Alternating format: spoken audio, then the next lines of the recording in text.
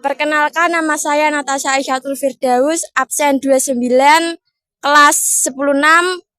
Nama saya Muhammad Azka Anam, absen 25 dari 106. Nama saya Arisa Cahaya Rasta, nomor absen 6, kelas 106. Saya Muhammad Daniel Ardiansyah, absen 24, kelas 106.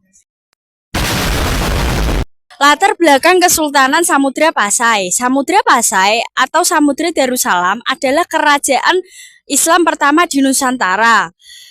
Letaknya di pantai utara Samudra Aceh dan Perlak, Malaysia.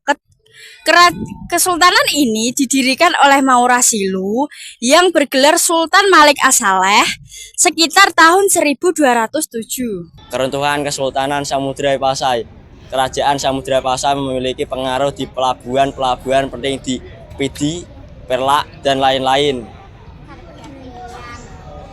Keruntuhan Samudra Pasai dimulai saat tahta Sultan Zainal Abidin berhasil direbut.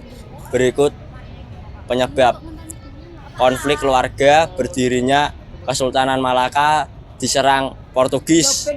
Sosial ekonomi politik Kerajaan Samudra Pasai. Menurut para ahli seperti Sneggur Grons dan J.L. Moena, Kesultanan Samudra Pasai berdiri pada sekitar pertengahan abad ke-11. Awalnya Kesultanan ini berada di bawah Kesultanan dinasti Meurah Khair. Meurah Khair adalah pendiri dan Sultan pertama Samudra Pasai dan bergelar Maharaja Mahmud Syah pada 1042 sampai 1078. Penggantinya adalah Maharaja Mansur Syah yang berkuasa dari tahun 1078 sampai 1133. Sultan terakhir Pasai adalah Teuku Samudra Pasai dan Nazmuddin Al-Kamil. Budaya, mata pencarian. Dengan letaknya yang strategis, maka Samudra Pasai berkembang sebagai kerajaan maritim dan bandar transito. 1. Ilmu pengetahuan, 2. Keorganisasian, 3. Kepercayaan, 4. Kesenian. Bahasa yang digunakan pada masa itu antara bahasa Melayu antara bahasa Melayu, Arab, dan sekitar. Samudra Pasai merupakan kerajaan Islam pertama di Indonesia. Samudra Pasai terletak di pesisir pantai utara Sumatera, di sekitar kota Lok Sumawe dan Aceh Utara, Provinsi Aceh, Indonesia. Pendiri kerajaan Samudra Pasai adalah Nazmuddin Al-Kamil. La adalah seorang angkatan laut Mesir. Pada tahun 1238 Masehi, Nazmuddin Al-Kamil mendapatkan tugas untuk merebut pelabuhan Kambayat, Gujarat.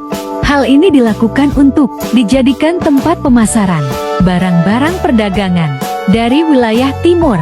Setelah ia berhasil menaklukkan pelabuhan Kambayat, Gujarat, Nazmuddin Al-Kamil menyerang dan membangun kerajaan Samudra Pasai di wilayah Sumatera untuk mencari dan mengumpulkan rempah-rempah terutama lada. Kerajaan Samudra Pasai berhasil mencapai puncak kejayaan pada pemerintahan Sultan Mahmud Malik As-Sahir. Wilayah Pasai yang pada masanya menjadi pusat perdagangan, membuat banyak saudagar dari penjuru dunia seperti India, Saim, Arab hingga China datang untuk berniaga ke Pasai. Lintas perdagangan di Pasai yang berkembang pesat saat itu juga membuat Kesultanan Samudra Pasai merilis mata uang emas yang disebut dirham untuk digunakan secara resmi.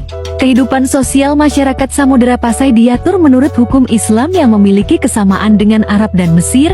Ini membuat Samudra Pasai dijuluki Serambi Mekah. Pada tahun 1522, Portugis menyerang kerajaan Samudra Pasai karena iri dengan kemajuan perkembangan perdagangan dan pelayarannya, sehingga membuat kerajaan Samudra Pasai melemah. Kemudian, Selat Malaka pun menyerang Samudra Pasai yang membuatnya semakin melemah. Kerajaan Majapahit berambisi untuk menyatukan Nusantara dengan cara menyerang kerajaan Samudra Pasai. Serangan Majapahit ini pun membuat kerajaan Samudra Pasai mulai mengalami kemunduran. Raja-raja Sultan Malikul Saleh, Sultan Muhammad Malikul Zahir, Sultan Mahmud Malik As-Sahir, Sultan Malik As-Sahir, Sultan Ahmad Malik As-Sahir, Sultan Zain al-Abidin Malik as-Sahir, Sultanah Nahrasiyah, Sultan Salah ad-Din, Abu Zaid Malik as-Sahir. Peninggalan makam Sultan Malik al-Saleh, lonceng cakradonya, dirham, stempel Kerajaan Samudra Pasai, hikayat Raja-Raja Pasai, naskah surat Sultan Zain al-Abidin.